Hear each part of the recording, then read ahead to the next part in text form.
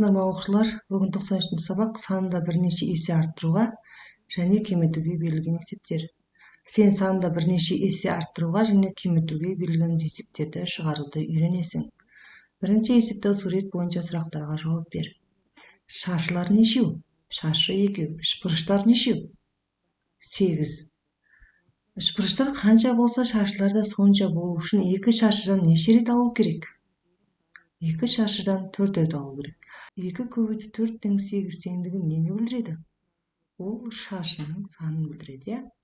Шаршылар қанша болса, әр топта сонша үшбұрыш болатындай етіп, үшбұрыштар санын неше топқа бөлу керек? 4 топқа бөлсе болады. 8-ді 2-ге бөлсек 4 теңдігі, бұл үшбұрыштардың топтарының саны. Екінші есепті, есептің шығару үлгісіне қара.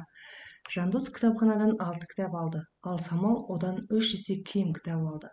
Самал кітапханадан неше кітап алды? Яғни 3 есе кем десе біз 6-ны 3-ге бөлеміз.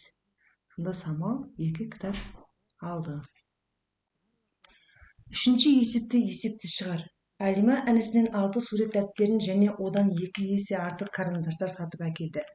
Әлима інісінен неше қарындаш сатып әкелді?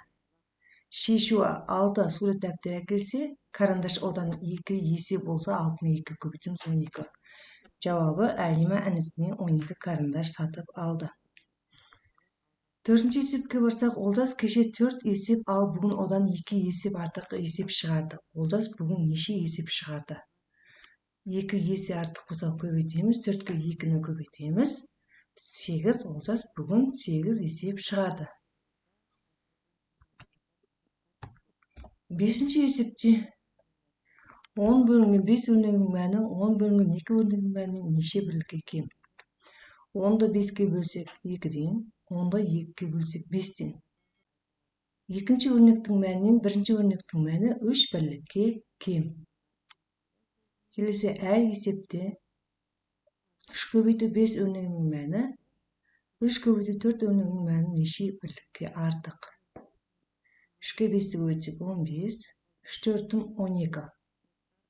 Яғни бірінші өрнектің мәні екінші өрнектің мәнінен 3 бірлікке артық болып тұр. 6-шы есепке баратын болсақ, өрнектердің мәнін тауып, оларды рим цифрларымен жаз.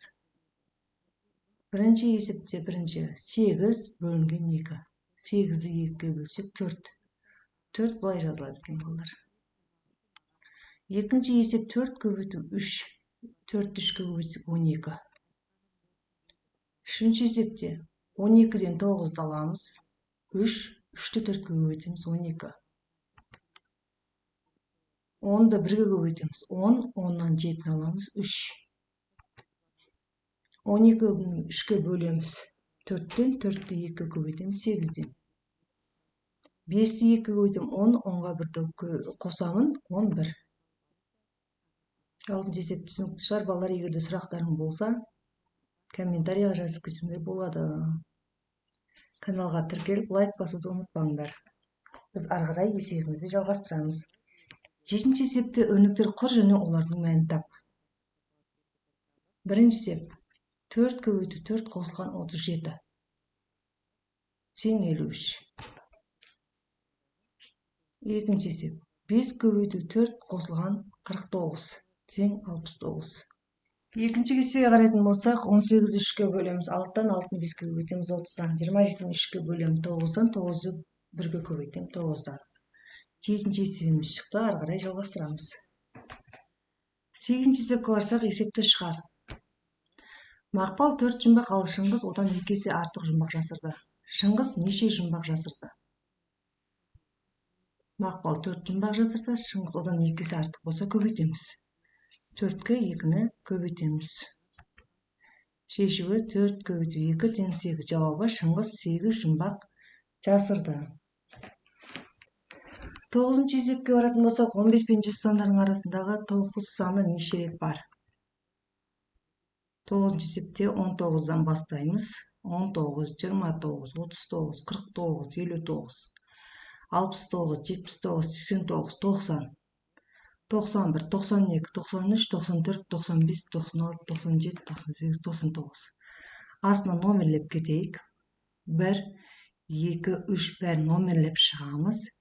Ең соңында бізде 99 деген санға 2 номер қоямыз. 18-ші 19. Яғни жауабы 15 пен 100 сандардың арасында 9 саны 19 рет бар. Осымен сабағымыз аяқталды балалар. Каналға тіркеліп лайк басуды ұмытпаңдар.